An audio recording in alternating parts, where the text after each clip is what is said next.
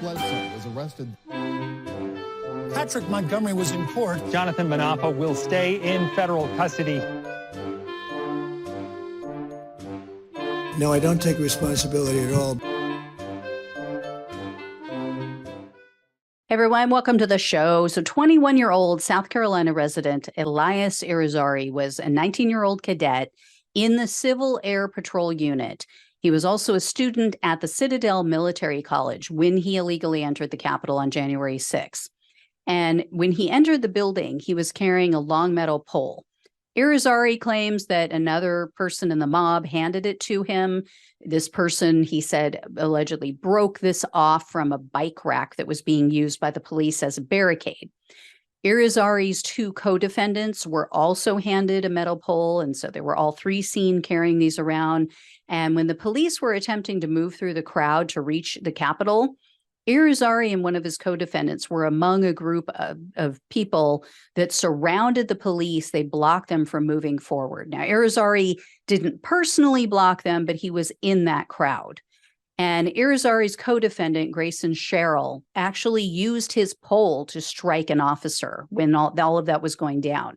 They then continued on to the Capitol, and another one of his co-defendants yelled out, quote, "Let's go, Civil War II." Irizarry then motioned for the mob to head to the stairs to reach the entry level of the building. And then the prosecutor says that there was a voice which sounded like Irizarry's, and it was heard on video yelling for the mob to, quote, "Go up the side, go up the side."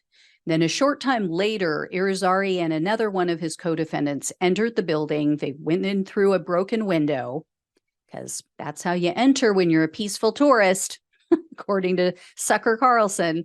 So anyway, Irizarry and his friend entered a Senate conference room. They were recorded on video. They were sitting in chairs. They were still holding the metal poles.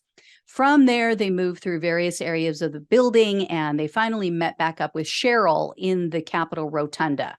So the three of them climbed on statues. They took photos of each other, and then they made their way through more of the building.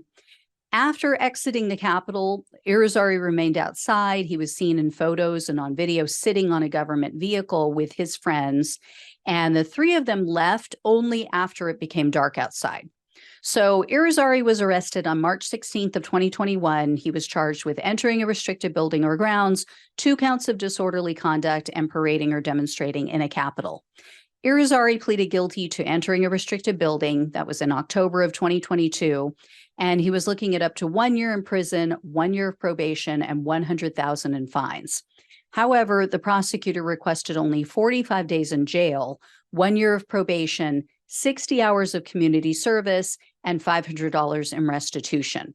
The government noted that although Irizarry wasn't violent, he violated the oath that he took as a student of the Citadel.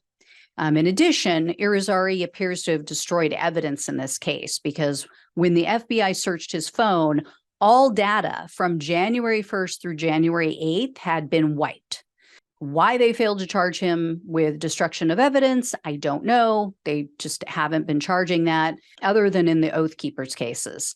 In any case, Irizarry's sentencing memo is pretty interesting. His attorney wrote, quote, "He is not and has never been an election denier. He was skeptical of some right-wing talking points and extremely dismissive of their conspiracy theories."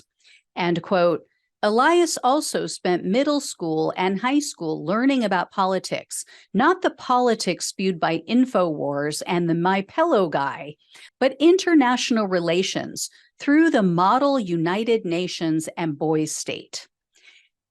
Then why was he there, right? I mean, that's the obvious question. If he was skeptical, why was he there?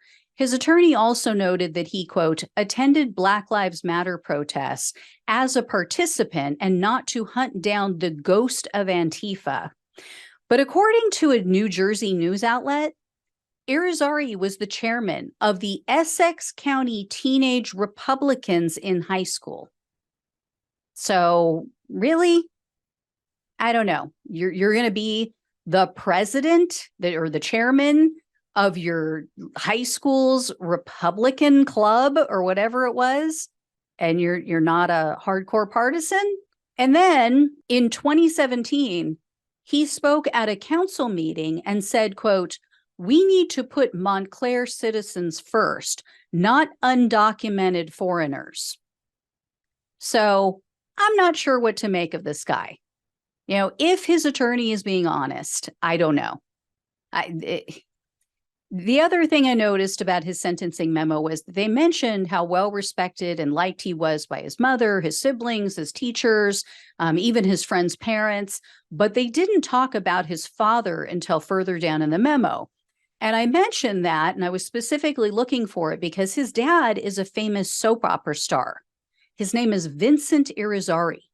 And the attorney basically said he ditched his wife and his son, Elias, when Irizarry was very young, and he moved to the West Coast. So nice guy, huh? So Irizarry spoke in court at his sentencing hearing. He told the judge, quote, "I made a mistake on January 6th, the worst in my life, and I stood on the wrong side.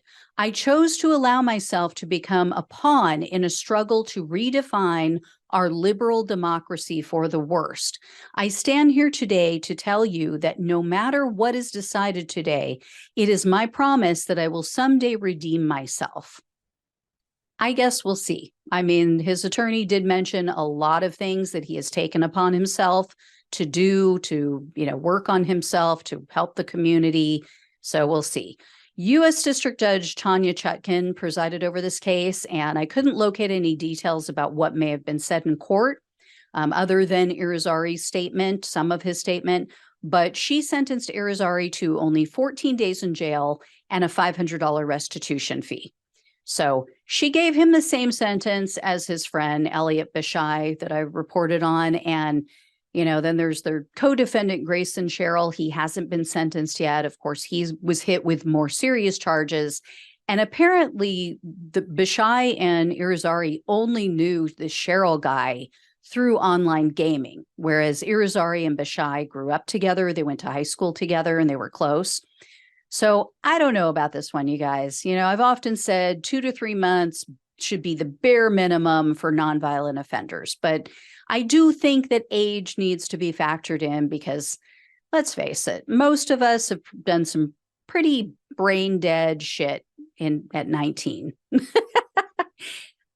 I was one of them. I will raise my hand. I will admit it. Yeah. Anyway, thank you guys so much for watching and listening. Please like, share, and subscribe. Please donate if you can. Love you all. Take care, and I'll talk with you soon.